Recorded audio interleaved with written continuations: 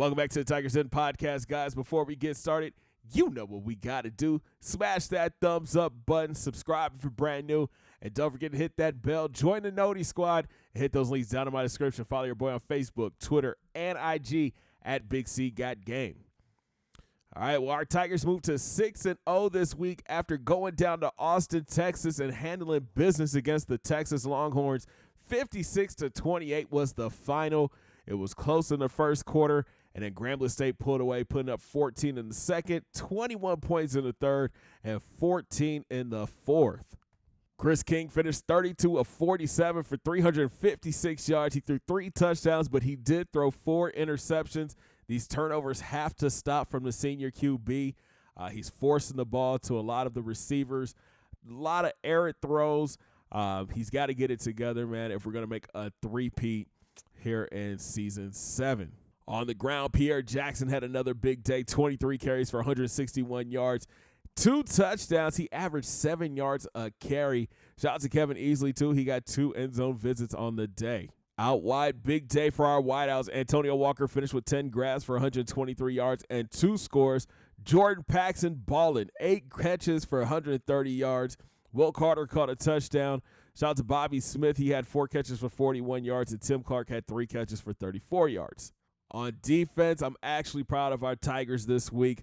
They started kind of sluggish in the first quarter, but they came on strong in the second half. Ken Johnson actually led the way in tackles. He had 9 tackles on the day. Clemens had 9. Shout out to Jason West. He had 6. Mike Collins and Caleb Causey each had 5 apiece. Todd Haley had the lone sack on the day with 1. And then, mama, there go that man. Eric Rogers had a pick 6 he took back to the house. He couldn't take one back to the house on special teams, so he stepped up on defense, jumped a route, and was out of there. So we dig deeper into the stats, and it shows that Grambling State was outrushed by the Longhorns, 218 to 195, but Grambling outthrew them in the past game, 356 to 227. We held the Longhorns to 3 of 12 on third down while we finished 9 of 11. We did convert a fourth down. They converted 2 out of 4, but the big story this week had to be the turnovers. 4 turnovers by the Tigers to 1 for the Longhorns. Like I said before, Chris King has to limit those interceptions. He's got to do better and has to read the defense better than what he's been doing the past few games. So we put a bow on Week 7 and take a look at the top 25, and Grambling State is still sitting in the number 1 spot, followed by the Navy Midshipmen. They come in 4-0 after beating UConn. They jump up 2 spots. Louisiana Lafayette jumps up 2 spots to 3. Oklahoma up 4 spots to 4. Mississippi State up 4 spots to 5. Ohio State jumps up 5 spots to 6. Penn State jumps up 6 spots to number 7, and that's our opponent for this week. Michigan is up 4 spots to 8. Colorado falls 3 spots to 9. And USC, they fall 8 spots to 10 after losing to Utah 28-21. For the first time this year, let's take a look at the race for the Heisman, and look at this. Our freshman running back, Pierre Jackson, leads the way. He's having a big first year on campus. Taking a look at his stats, he's got 137 carries for 989 yards. He's averaging 7.2 yards a carry. 15 touchdowns already on the year, and he is just a freshman. Coming in second is running back Brandon Clark from Ohio State. Then we have Sean Young, the quarterback from Oklahoma. Jermaine Nelson, the running back from Army, he's having a big year too. I think, he's close to 1,000 yards, 799 yards, 10 touchdowns. Solid year so far through 7 games. And then quarterback Jonathan Watson from Mississippi State rounds out the list. To the recruiting trail we go, and we have 2 prospects that will be on campus this week, guard Gavin Jackson and quarterback Adam McDonald. We are in a tight race for guard Gavin Jackson. He's the number 2 guard in the country, 6'1", 314. He's got USC and West Virginia just ahead of us. And this kid is going to be a beast. He comes in with 85 strength, 90 acceleration. Great pass blocking, great run blocking, and great impact block. He would add great depth to this already stellar offensive line. And then there's Adam McDonald, 6'5", 201 from Salinas, California, the number 10 ranked quarterback in the country. Right now, he's got Grambling State as his number 1 team over Nebraska. And he reminds me a lot of Chris King. Has a strong arm, an 89, and a solid throw accuracy with an 83. Doesn't have that great of a scrambling ability, but if he needs to, he can get out of the pocket. So let's talk about the players that have decided to call Grambling State home. We have 3 new prospects to add to the list. First up is the number 4 ranked strong safety in the country. This is Cedric Jones. He's 6'1", 195 from Rendon, Texas. And this kid comes in real solid, man. 92 speed, 91 acceleration, great tackling ability. The coverage is kind of, he can press, but the man coverage and the zone coverage still needs some work. But then there's Roy Gray. He's the 8th ranked strong safety in the country. He's 6'4", 198, and he's from Florida. And this guy is ready to come to Grambling State. His speed is not that great, an 87. The agility and acceleration needs some work. He's got hops with an 89. He can definitely tackle. He's got some great hit power.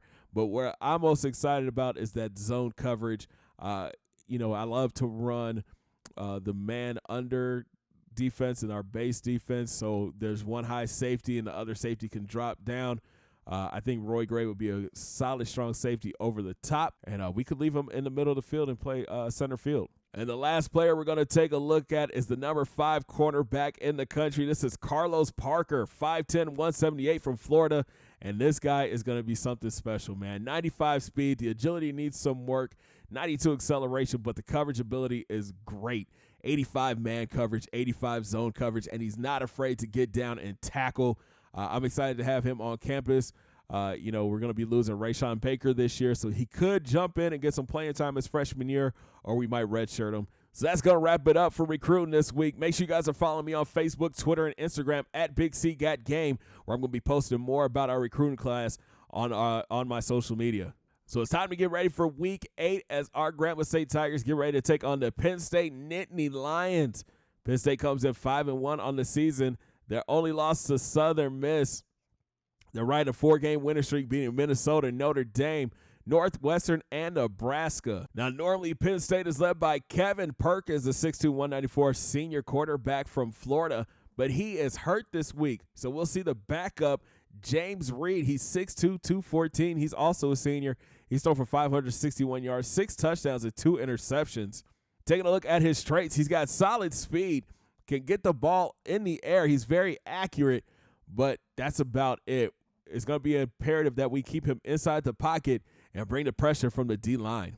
In the backfield, Mike Tate leads the team in rushing with 77 carries for 587 yards and 5 touchdowns. Perkins was second on the team, but he is hurt. And then the backup running back is Mike Huff. He's got 248 yards and 3 scores. Out wide, Marcus Tregan leads the team in catches with 25 for 335 yards and 4 touchdowns. Second on the team is wideout Eric Russ. He's 6'3", 199, 24 catches, 381 yards, 4 scores. And then we have Nicholas White, 18 grabs for 301 and 4 touchdowns. They seem to have a very solid wide receiving group, at least 4 wide receivers that are 80+. And then Tate can come out of the backfield and catch passes. And their big tight end is Joe Christian. He's 6'3", 263. He's got 12 catches for 211 and 1 score. On defense, Curtis Patton leads the team in tackles with 36, followed by star linebacker Justin Graham. He's 6'2", 258. He's got 31 tackles on the season. In the sack department, Graham leads the team with 2.5 sacks, followed by Patton. Then Glover and Bryant both have a sack and a half. Tidwell and Fernandez each have a sack. And then you have a host of other players with half sacks. And in the interception department, Xavier Sims, the linebacker, he has 2 interceptions, followed by strong safety Daughtry. John Daughtry, he has 1 interception. And then cornerback Will Mullins has 1 as well. Let's take a deeper look at the Nittany Lions defense. On the defensive line, Curtis Patton leads the way. He's an 88 overall, but his backup is Amir Glover, and he's no slouch. He comes in as an 87. At right defensive end, Nick Bryant is another stud, followed by Kelly Reed. So they are stacked on the defensive line. Because then you have Brent Frazier. He's 6'2", 289. He's a 93 overall, followed by Fernandez and Wright, who are both 84 overall. our offensive line is going to have their hands full with these guys. At linebacker, Xavier Sims leads the team in interceptions with 2. He looks like he's a solid linebacker and is only a junior. At middle linebacker is Anthony Tidwell. He's an 82 overall. Then you have the star, Justin Graham. He's an 87 overall. Great speed, agility, and acceleration. We have to make sure we keep an eye on him because he looks like the type of player that plays all over the field.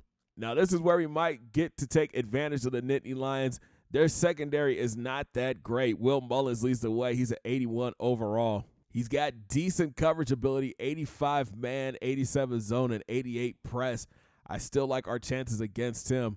Then next is Danny Rogers. He's a 6'1", 213-pound senior. Let's take a look at him. Yeah, we should be able to take full advantage of this secondary.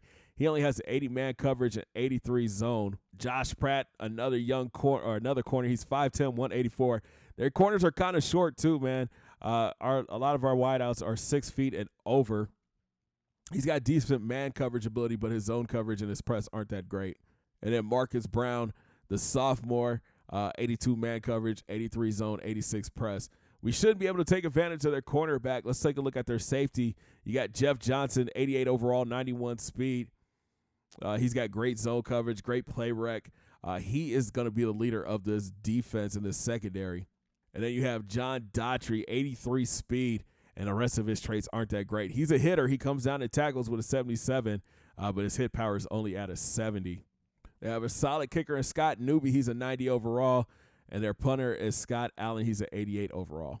And it looks like Herbie is rolling with Grambling State to extend their winning streak and move to 7-0 on the season. Thanks for watching, guys. Make sure you smash that thumbs up button. Subscribe if you're brand new. Don't forget to ring that bell. Join the Noti Squad. Hit those links down in my description. Follow your boy on Facebook, Twitter, and IG at Big C Got Game. And we'll talk soon as our Tigers get ready to take on number 7 ranked Penn State. Have a great day, guys. 2 fingers in the air. Peace.